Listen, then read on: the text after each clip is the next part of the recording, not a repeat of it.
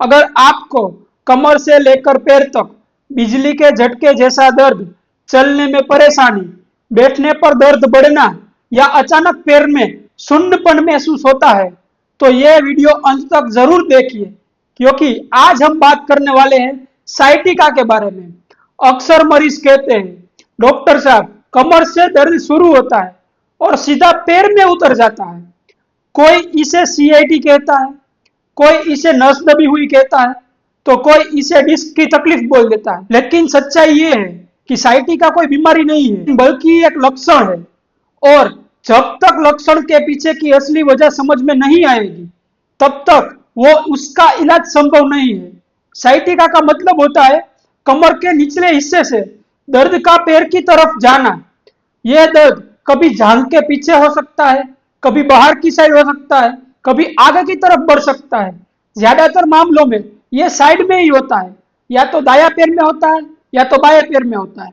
दर्द का नेचर अक्सर शूटिंग पेन यानी गोली की तरफ बढ़ता हुआ या शॉक जैसा बताया जाता है। कई बार इसके साथ झुनझुनी, सुन्नपन, कमजोरी, यहाँ तक कि पैर उठाने में भी दिक्कत होने लगती है।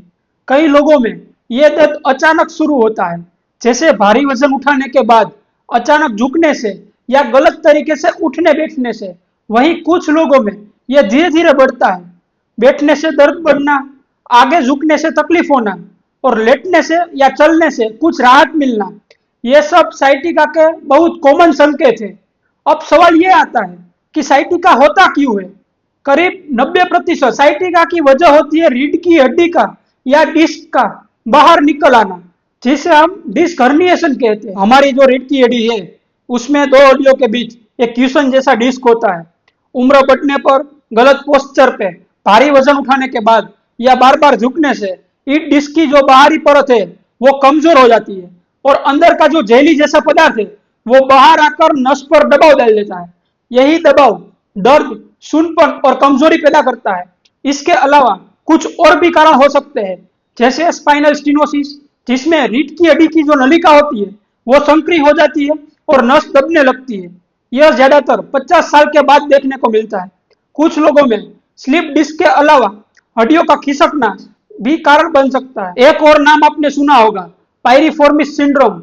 इसमें कमर की नीचे जो नितंब की मांसपेशी होती है, जिसे हम पेरिफॉर्मिस बोलते हैं, वह सिकुड़कर या स्पाज्म में आकर साइटिक नर्व को दबा देती है। कुछ लोगों में यह नस मांसपेशी के अंदर से ही गुजरती है, इसीलिए वहां दबने की संभावना ज्यादा होती है। इसे आम भाषा में हम लोग कभी कभी वॉलेट साइटिका भी कहते हैं, क्योंकि पीछे की जेब में मोटा पर्स रखकर बैठने से इसमें भी दबाव आ सकता है। कुछ विशेष स्थितियों में साइटिका प्रेगनेंसी के दौरान भी हो सकता है, जब बढ़ता हुआ जो वजन है वो नस पर दबाव करता है। बहुत कम मामलों में ट्यूमर, इन्फेक्शन या गंभीर सूजन की इसकी वजह से भी हो सकता है। ऐसे मामलों में दर्द लेटने से भी कम नहीं होता है। अब बात करते हैं लक्षणों की। साइटिका में सिर्फ दर्द नहीं होता है, कई बार पैर पर, पैर के पंजे में सुन्नपन, कमजोरी या जलन महसूस होती है।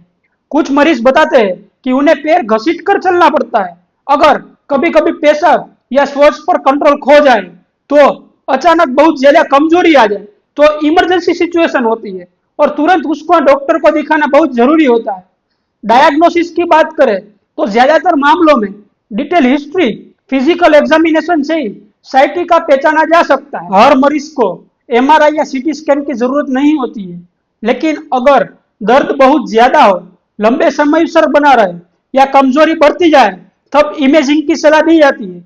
कई लोग हमें पूछते हैं, डॉक्टर साहब दवाई खा लेंगे तो ठीक हो जाएगा? सच्चाई ये, ज्यादातर मामलों में साइटिका अपने आप ही ठीक होता है। करीब 90% मरीजों में 6 हफ्तों के अंदर लक्षण कम हो जाते हैं। शुरुआत में बेड रेस्ट की जगह नॉर्मल एक्टिविटी जारी रखने की सलाह दी जाती है। दर्द की दवाइयाँ, मसल रिलैक्सन या इंजेक्शन, इन सब का रोल सीमित होता है। कई ट्रीटमेंट के बारे में आपने सुना तो होगा, लेकिन सच्चाई ये है कि ज्यादातर लॉन्ग टर्म में इनमें से किसी का फायदा साबित नहीं होता है। इससे पेशेंट की रोग प्रतिकारक शक्ति और इम्यूनिटी पूरी तरीके से डाउन होती है और पेशेंट का बॉडी जो उस चीज का रिस्पॉन्ड दे रहा है वो संपूर्ण देना बंद करता है। अब सबसे जरूरी बात कि मरीज गलती क्या करते हैं। बार बार दर्द दबाने वाली दवाइयां लेना, अचानक एक्सरसाइज भारी शुरू कर देना, गलत जानकारी के आधार पर इलाज करवाना, और सबसे बड़ी गलती समस्या की जड़ को जाने बिना उसका इलाज बदलते रहे। अब यहाँ एक बात समझना बहुत जरूरी है जो अक्सर मिस हो जाती है। होम्योपैथी सिर्फ दर्द की दवा नहीं है, बल्कि ये शरीर की उस डायनामिक पावर पर काम करती है जिस कारण की वजह से साइटिका हुआ है, उस सारे रीजन को कम करती है। लेकिन आजकल क्या हो रहा है, छोटी से लेकर सब बड़ी तकलीफ में, चाहे बुखार हो, सर्दी जुकाम हो, स्किन की बीमारी हो, एलर्जी हो या साइटिका जैसा दर्द, बिना कारण समझे एंटीबायोटिक, पेन किलर, स्टीरॉयड और एंटासिड बहुत आसानी से और बार बार दी जा रही है। ये दवाइयां शरीर की उस प्रतिक्रिया को दबा देती है जो शरीर बीमारी को ठीक करने के लिए खुद दिखा रहा होता है। दर्द कम हो जाता है, सूजन दब जाती है और मरीज को ऐसा लगता है कि अब मैं ठीक हो गया। लेकिन सच्चाई ये है कि बीमारी जड़ से नहीं गई होती है, सिर्फ लक्षण दबाए गए होते हैं। जैसे ही दवा बंद होती है, वही दर्द, वही साइटिका कई बार से पहले से ज्यादा ताकत से आता है। इसका मतलब ये नहीं है कि हर साइटिका एक जैसा होता है या हर मरीज का इलाज एक जैसा होता है, बल्कि यही वजह है कि साइटिका में सिर्फ दर्द की दवा लेना काफी नहीं होता है। जब तक हम उस कारण को नहीं समझेंगे, तब तक हमारी बीमारी बार बार लौटती रहेगी। तो सन होम्योपैथी में है बेस्ट डॉक्टर्स की टीम जो ऑनलाइन कंसल्टेंसी प्रोवाइड करते हैं। वो पेशेंट के बॉडी में हुए फेरफारों को और उनके पीछे के कारणों को समझते हैं प्रॉपर टाइम देकर, और पेशेंट को घर पे ही हाई क्वालिटी ट्रीटमेंट पूरे इंडिया में और पूरे वर्ल्ड में प्रोवाइड कर सकते हैं। तो कोई भी पेशेंट फास्ट कुरियर की मदद से वर्ल्ड में कहीं से भी दवाई तुरंत ले सकता है। तो आज ही डिस्क्रिप्शन में दिए गए नंबर पर कॉल करें और व्हाट्सएप पर मैसेज करें और अपना कंसल्टेशन बुक करें। अगर आपको ये वीडियो उपयोगी लगा हो तो वीडियो को शेयर करें, चैनल को सब्सक्राइब करें ताकि और लोगों तक ऐसी जानकारी मिल सके। ऐसी ही साइंस बेस्ड सरल जानकारी के लिए सन होम्योपैथी चैनल को आज ही सब्सक्राइब करें। तो मिलते हैं अगले वीडियो में।